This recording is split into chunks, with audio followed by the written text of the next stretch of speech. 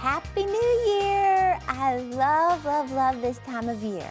You know, this is like seriously one of my most favorite times of the year because you get to set new goals, new dreams, new plans, get them all on paper.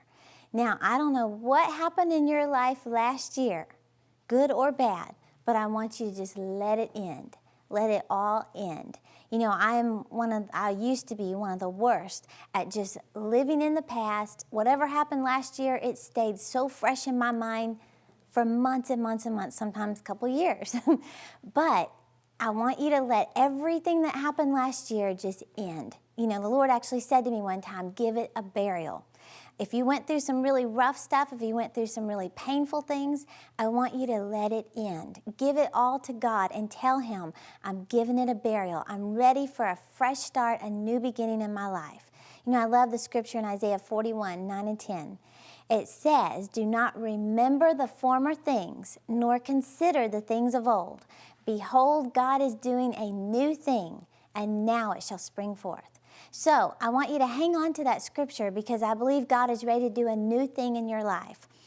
Maybe last year was a really good year. Maybe a lot of progress was made in your relationship with God. Maybe a lot of your dreams, you began to pursue them. But let it just be behind you now and start pursuing all those new things that God has for you. God always has something new for you.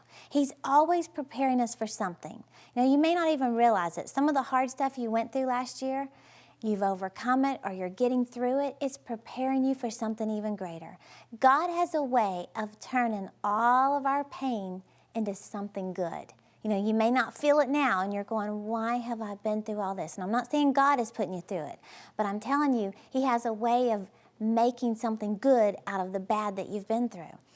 You know, I was just praying about this new year and I came back from one of my morning walks not too long ago and I just sat down with my journal and I was just listening for anything that God would tell me for the new year. And these are the words I heard. He just said, let it begin in 2010. Let it begin in 2010. In fact, a couple other phrases I heard the Lord say was He just said, trust me. Step out in faith, be bold, be ready. I'm telling you to let it begin in 2010. Well, I don't know what it is to you. If God's telling you, let it begin in 2010, what is it? Is it starting your own ministry? Is it starting your own business? Is it writing? Is it singing? Is it ministering? Is it going on a mission trip somewhere? Is it time for you to start having babies, starting a family? What is it that God could be dealing with you about where He's saying, let it begin in 2010? You know, the thing is, when I heard those words, I got so excited. I was so full of ideas and things that I'm so eager to begin, and I could hardly wait to get up to the office and tell everybody, we're going to let it begin in 2010. And I was so excited. And then the more I began to think about it, and think about it, and think about it, then fear began to consume my mind. I began to think, what if it doesn't work? What if nobody shows up? What if I didn't really hear from God? What if I'm just making all this up? What if I make a fool of myself? What if I fail? All these what ifs just started consuming my mind.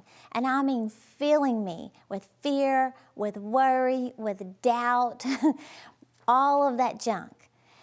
And then I just had to think about, okay, the story that I love to tell you is in 2 Chronicles, I believe it is, where Jehoshaphat, he's got all these armies coming against them.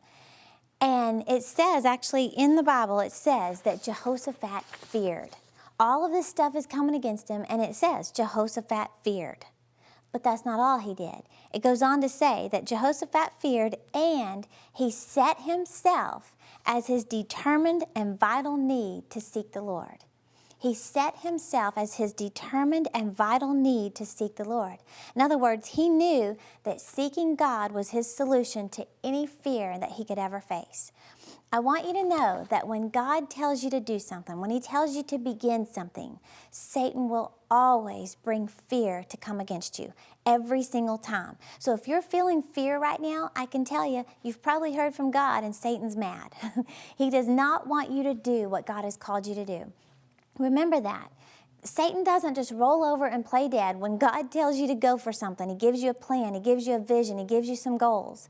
Satan never just steps aside and lets you walk right into it. You have to fight him.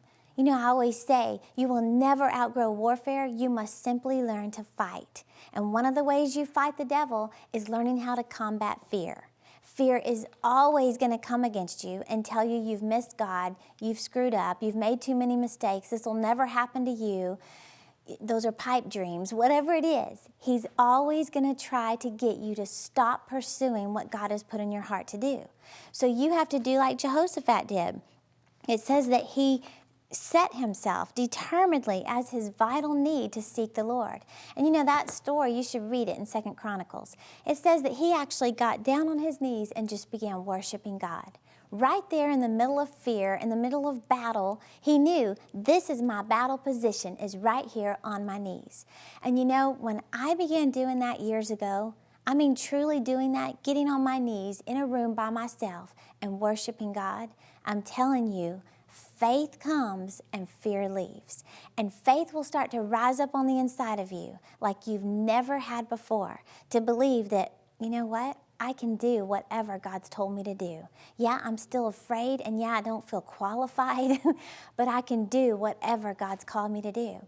You know, the Bible actually says that Abraham grew strong as he gave praise and worship to God. If you'll spend some time this year, in 2010, worshiping God more than you ever have before, I'm telling you, you will grow strong. You'll develop a confidence and a boldness that you have never had before. And that's what you're going to need. That's what it's going to take for you to walk out God's plan for your life. So I just want to challenge you this week to set some time aside, if it's 5 minutes, if it's 10 minutes, if it's an hour, whatever it is, to worship the Lord. Go in another room in your house with nobody around and just lift your hands and just begin worshiping God. Magnify how big He is compared to your problems. He's so much bigger than anything you would ever face. And I'm telling you, if God's telling you to let it begin in 2010, just like He's telling me, then do what He's telling you to do. Develop that confidence and that boldness that it's going to take for you to step out. And I'm telling you, it's gained as you give praise and worship to God. So set some time this week, 5 minutes, 10 minutes, whatever it is, and just worship God. Just worship Him over and over and over. You may feel like a robot. You may feel like this isn't doing anything, but I'm telling you, it works. It's doing something. Now, God looks at your heart more than anything. So make for sure your heart is right and that you're worshiping Him because you love Him. So I just want to challenge you this week, let it begin in 2010.